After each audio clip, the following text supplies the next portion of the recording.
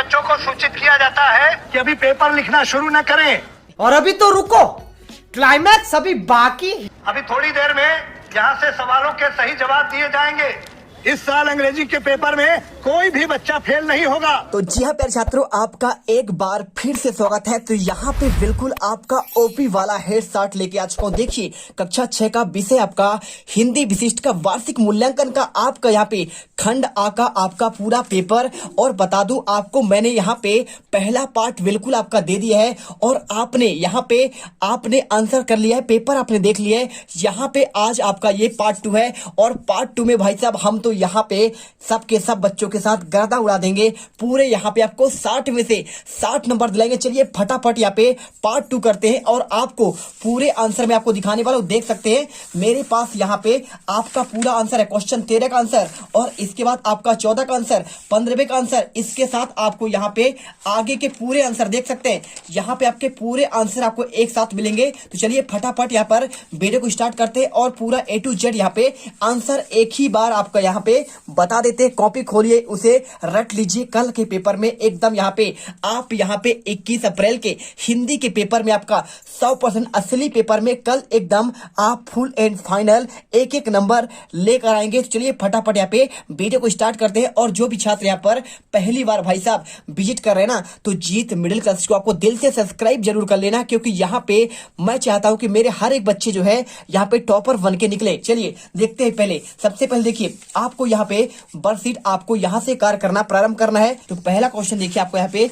क्या लिखा गया है। पहला क्वेश्चन, मिलकर काम करने से क्या लिखा क्वेश्चन आपको यहाँ पे, मिलकर काम करने से क्या होता है? काम कभी पूरा नहीं होता, या फिर काम कठिनाई में क्या है, काम कठिनाई से पूरा होता है। तीसरा, काम सरलता से पूरा होता है, या फिर काम बिल्कुल बंद होता है। तो बहुत सिंपल आंसर है, आपको सी नंबर आपको लगाना। यहाँ पे आपको काम सरलता से पूरा होता है। इसके बाद देखिए आपको यहाँ पे क्या आएगा आपको। इसके बाद क्वेश्चन आपका दूसरा, बरसात शब्द का समानार्थी क्या होगा? तो बरसात शब्द का आपको समानार्थी आपके यहाँ पे वर्षा होगा, पानी होगा, बूंद होगा, या फिर फुहार होगा। तो आपको आंसर ए नंबर आपका वर्षा करना है। इसके बाद क्वेश्चन तीसरा, तालाब लबालब भर गया, वाक्य में विशेषण है। क्या आपका तालाब है, या फिर लबालब है, या फिर आपका गया, या फिर आपका भर गया? ठीक है, तो देखिए तालाब लबालब भर गया, तो भाई साहब आपको विशेषण मतलब होता है जो उसकी विशेषता बतलाए। तालाब भरा तो है भाई, कोई तालाब होगा पानी से भरा होगा, लेकिन बात कर रहा है लबालब भरा। कैसा भरा है? लबालब। आपका यही इसका विशेषण हो जाएगा। क्वेश्चन आपका देखिए चौथा क्या लिखा है, श्री गणेश होना मुहावरे का क्या अर्थ है? तो आपको काम आधा होना,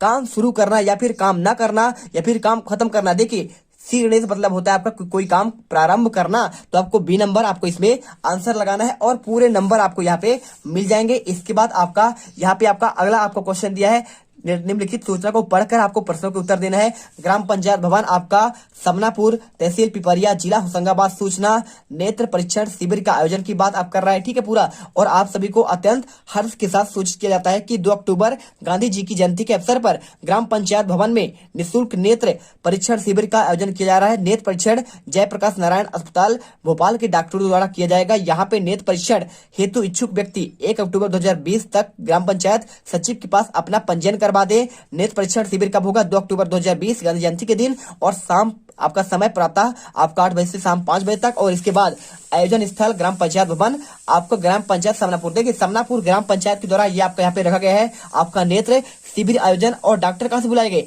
आपके यहाँ पे भोपाल से बुलाई गई है। ठीक है, और आपको यहाँ पे आपका क्या यहाँ पे योगदान होगा? तो आप चाहे तो यहाँ पे स्वयं सेवक का आपके रूप में काम कर सकते हैं। दिनांक 25 सितंबर 2020, स्थान समनापुर, मनोज कुमार सचिव हैं और ग्राम पंचायत समनापुर। ठीक है, चलिए क्वेश्चन देखते हैं और उसका आंसर। तो यहाँ पे देखेंगे क्वेश्चन नंबर 6 का।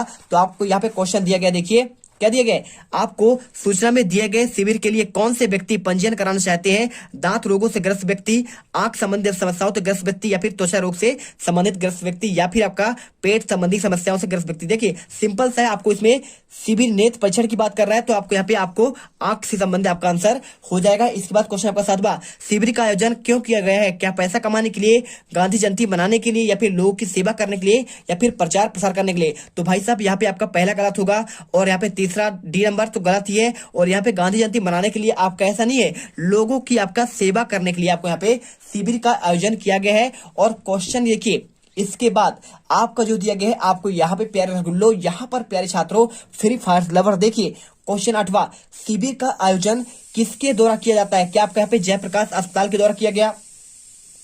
या फिर आपका जनपद पंचायत के द्वारा, या फिर बात करें जिला पंचायत के द्वारा, या फिर आपका ग्राम पंचायत के द्वारा। तो बहुत सिंपल आंसर है, जब भी आपका शिविर का आयोजन होगा तो आपको यहाँ पे साफ साफ लिखा है, देखिए आपको यहाँ पे लिखा है, क्या लिखा है, मनोज कुमार सचिव ग्राम पंचायत समनापुर। यहाँ पे देखिए ग्राम पंचायत समनापुर के द्वारा आपको यहाँ पे नेत्र शिविर का आपका आयोजन किया गया। सिंपल आंसर आपको यहाँ पे कर देना है, क्या करना है आपको, आपका ग्राम पंचायत के द्वारा आपको आंसर डी नंबर करना है। और इसके बाद आपका यहाँ पे प्यारे रसगुल्लो, देखिए पूरा पेपर आपको मैं असली पेपर लेके आया हूँ, तो जल्दी से वीडियो को लाइक करो यारो, और साथ में चैनल को सब्सक्राइब कर लो। हर एक बच्चा यहाँ पे टॉपर बनना चाहिए। इस वीडियो का आपका यहाँ पे लाइक का टारगेट आपका 1 के होने वाला है, फटाफट लाइक करिए। और चलिए इसके आंसर देखते हैं। देखिए क्वेश्चन नंबर आपका यहाँ पे 9 नंबर, देखिए क्या लिखा है, नेत्र शिविर में आपकी भूमिका क्या हो सकती है, जांचकर्ता की, आयोजनकर्ता की, पंजीयनकर्ता, या फिर आपका स्वयंसेवक का। देखिए जांचकर्ता तो यहाँ पे डॉक्टर स्वयं होगा, आप तो डॉक्टर है नहीं, ठीक है। आयोजनकर्ता की बात करें तो आयोजनकर्ता तो आपका यहाँ पे आप ग्राम पंचायत है, तो आप तो होंगे नहीं, ठीक है, पूरे गांव वाले आयोजन तो कर सकते नहीं है। और पंजीयनकर्ता, तो पंजीयनकर्ता भी आपका यहाँ पे आपको डॉक्टरों के द्वारा एक टीम होती है, वो करते हैं। लेकिन आप चाहे तो यहाँ पे स्वयं सेवक की आप यहाँ पे भूमिका निभा सकते हैं, आप लोगों की सेवा कर सकते हैं। आप कोई यहाँ पे आपको जो है कुछ आपको मदद कर सकते हैं, भाई साहब कहाँ पे पर्ची कटती है, कहाँ पे लाइन लगवाना है, कहाँ पे दवाई मिलती है, ये आपके यहाँ पे स्वयं सेवक की आपकी भूमिका, आप खुद यहाँ पे नेत्र शिविर में आप यहाँ पे भूमिका निभा सकते हैं। क्वेश्चन इसके बाद आपका आता है 10वां, नेत्र शिविर के आयोजन के लिए आपका उचित निर्देश क्या हो सकता है। तो देखिए पंजीयन के लिए जल्दी ना करें, या फिर कृपया पंक्ति बनाइए, या फिर अपना पहचान पत्र लेकर आए, या फिर पंजीयन कभी भी करा सकते हैं। तो ऐसा तो है नहीं कि पंजीयन कभी करा सकते हैं, एक आपका लिमिट टाइम होगा, क्योंकि देखिए एक ही दिन में आपका यहाँ पे देखिए कब से कब तक था, तो आपको सिंपल से प्रातः 8 बजे से लेकर आपका शाम 5 बजे तक, तो आपको मॉर्निंग में ही आपको एकदम तय समय पर आपको पंजीयन कराना पड़ेगा। तो ये ऑप्शन तो आपका यहाँ पे आपको गलत हुआ, ठीक है। और इसके बाद अपना पहचान पत्र लेके आए, तो बिल्कुल आपका यहाँ पे ये भी सही हो जाएगा। और पंजीयन के लिए जल्दी ना करें, ऐसा नहीं है भाई, जल्दी तो करना ही पड़ेगा, तभी तो आपका यहाँ पे देखिए ये दोनों गलत हो जाएंगे,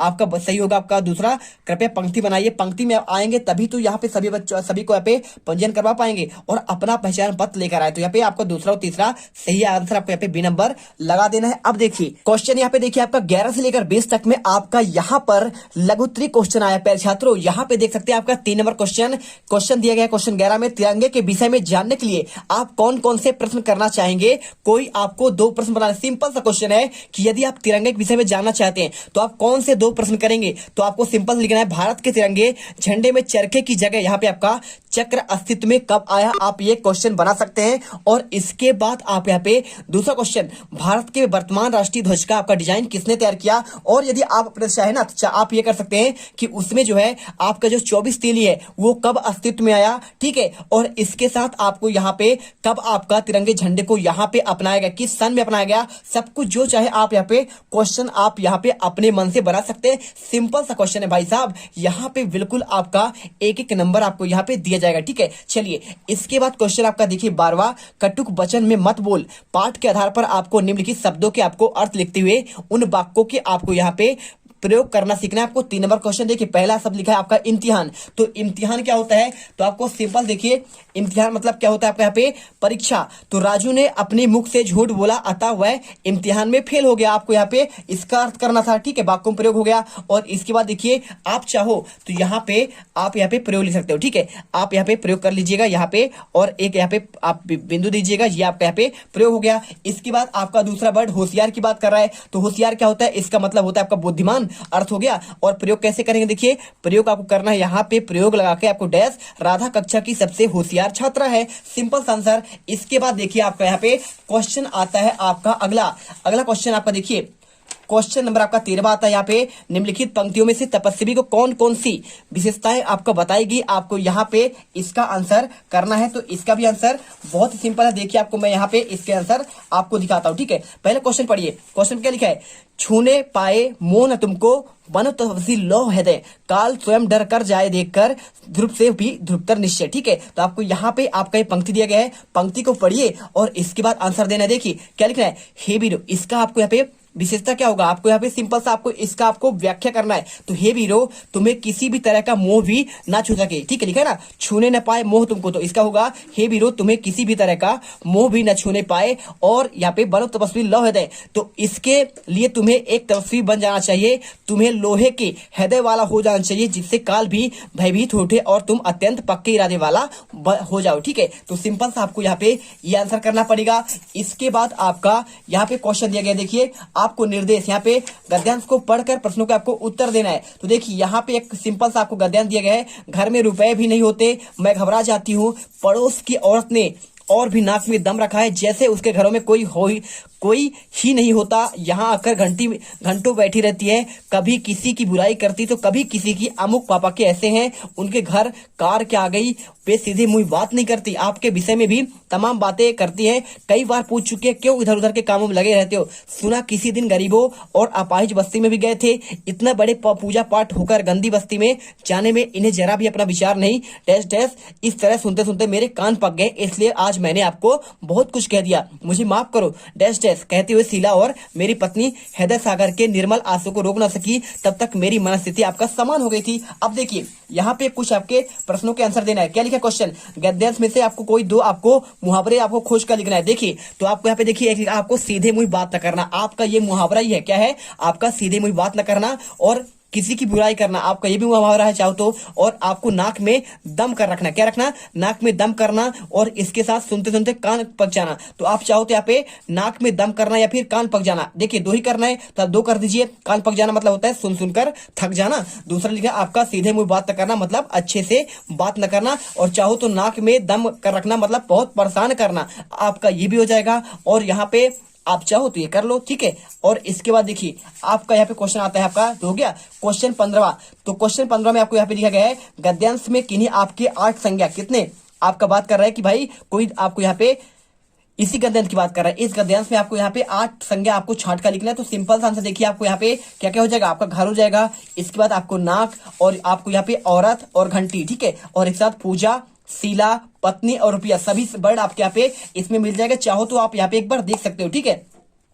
तो यहाँ पर आप एक एक क्वेश्चन कर लीजिए। हमने आपको यहाँ पे क्वेश्चन 15 तक के आंसर हमने आपको दे दिए हैं, और अगले पार्ट पर मैं आपको कंप्लीट आपके आंसर देने वाला हूँ, पूरे के पूरे आपके यहाँ पे आपको अगले पूरे आगे क्वेश्चन। तो आपको यहाँ पे टोटल आपको अगले पार्ट का वेट करना है, और अगले पार्ट में आपको हम 24 तक का आंसर दे देंगे, क्योंकि देखिए कॉपी लगातार लिखने में थोड़ा दिक्कत आ रहा है, इसलिए आपको यहाँ पे पार्ट बाई पार्ट आप लोग को देते हैं। चाहे तो हम कर सकते हैं, लेकिन लिखते लिखते शाम हो जाएगा, इसलिए आपको पार्ट बाई पार्ट आपको देते जा रहे हैं, जिससे आपको यहाँ पे आपको असली पेपर मिले। क्या मिले आपको यहाँ पर, असली पेपर मिले, और यहाँ पे आप 60 में से 60 नंबर लाओ और एकदम आप गर्दा मचा दो। तो मिलते अगले वीडियो पर। जय हिंद, जय भारत। वीडियो को दिल से लाइक और हमारे चैनल जीत मिडिल क्लास को आप दिल से सब्सक्राइब कर लेना।